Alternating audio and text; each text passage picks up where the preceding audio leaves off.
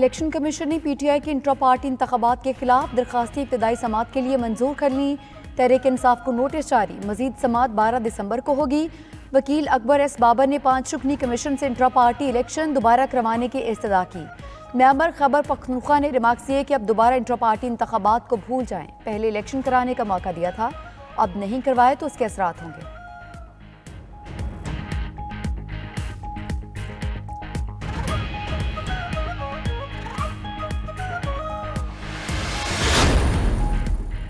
रियासत मदीना में हकूक़ और जिम्मेदारियों के हवाले से बराबरी थी। पाकिस्तान में एहतसाब और कानून पर अमल दरामद का कानून मौजूद है।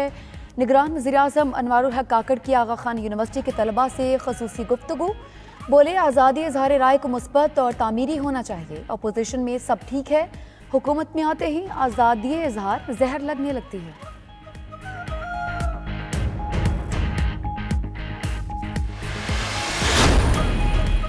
बहावलपुर और डीजी खान डिवीजन से नून लीग का उम्मीदवार कौन कौन होगा? पाकिस्तान मुस्लिम लीग नून के पार्लिमानी बोर्ड का 5वां इजलास।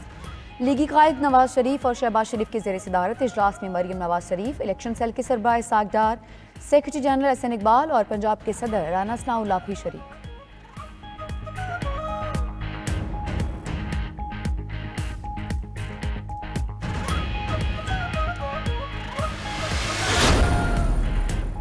लाहौर के एहतसाब अदालत ने आमदन से ज़ायद साजात रेफरेंस में अहद चीमा को बरी कर दिया।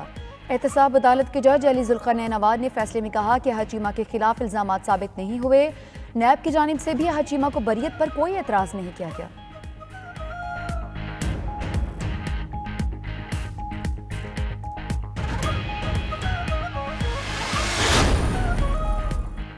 £190 मिलियन करप्शन केस में शरीक मुल्ज़िमान के इश्तिहार जारी। शहजाद अकबर, जुल्फी बुखारी, फरागोगी और दीगर मफरूर मुल्ज़िमान के इश्तिहार जुडिशल कॉम्प्लेक्स में चस्पा। मुल्ज़िमान 6 जनवरी को अदालत में तलब।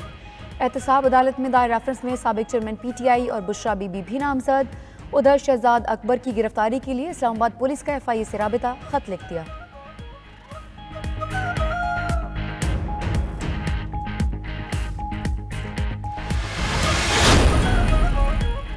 साबिक चेयरमैन पीटीआई की 5 साला नाअहली के खिलाफ दरखास्त समात के लिए लार्जर बेंच को इरसाल। लाहौर हाई कोर्ट के जस्टिस शुजात अली ने इब्तदाई समात की। दरखास्त गुजार ने मौक़िफ़ अपनाया कि इलेक्शन कमीशन ने इख्तियार न होने के बावजूद गैर आइनी और गैर कानूनी तौर पर नाअहल किया। उधर इस्लामाबाद की मकामी अदालत ने दौरान इद्दत निकाह केस में दरखास्त गुजार के वकील को सबूत पेश करने के लिए पीर तक की मोहलत दी है।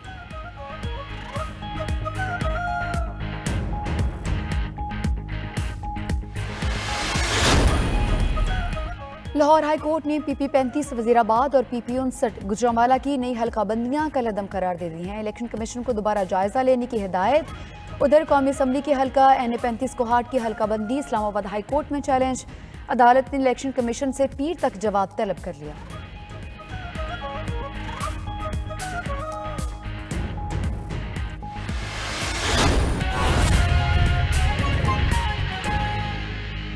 दीगर खबरों में आपको बताएंगे कि लाहौर की एहतिसाब अदालत ने आमदन से ज़ायद असासाजात रेफरेंस में अहद चीमा को बरी कर दिया।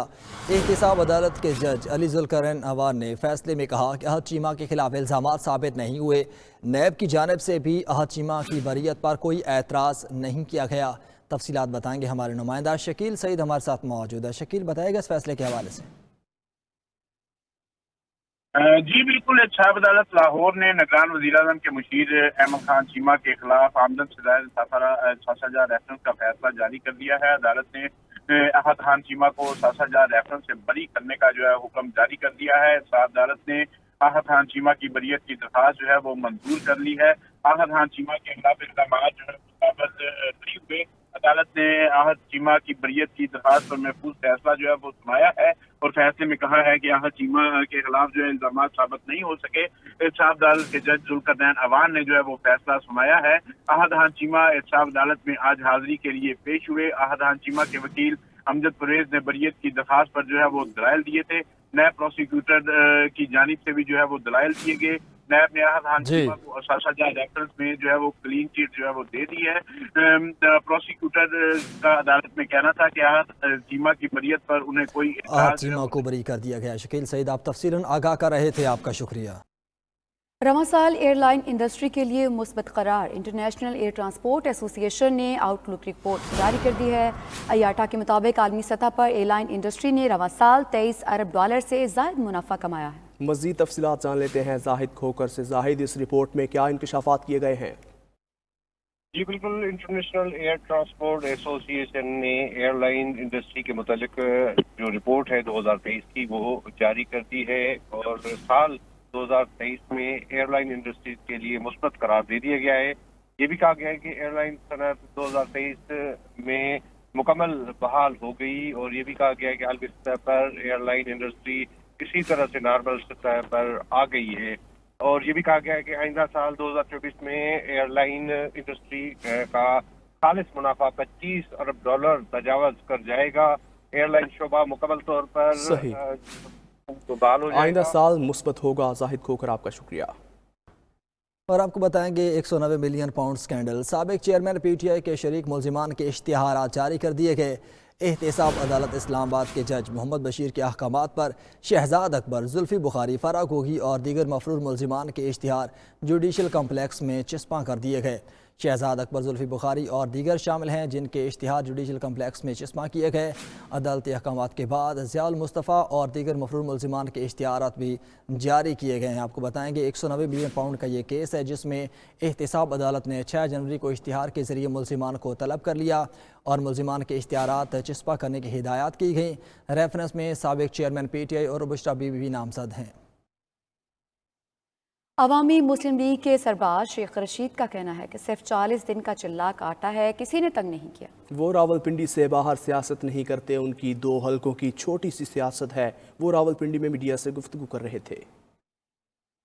ना ही मुझे अदारों ने कोई ऐसा तंग किया सिवाय इसके कि मैंने 40 दिन का चिल्ला काटा। मेरी छोटी सी सियासत है हल्का नंबर 56 और 57 की, इससे ज्यादा नहीं है कलम दुआत। और इन दोनों हलकों से ज्यादा मैं रावलपिंडी के बाहर सियासत नहीं करता। बचपन से इस बात की सोच रखता हूँ कि हमने सबको साथ लेकर चलना है, अमन से चलना है।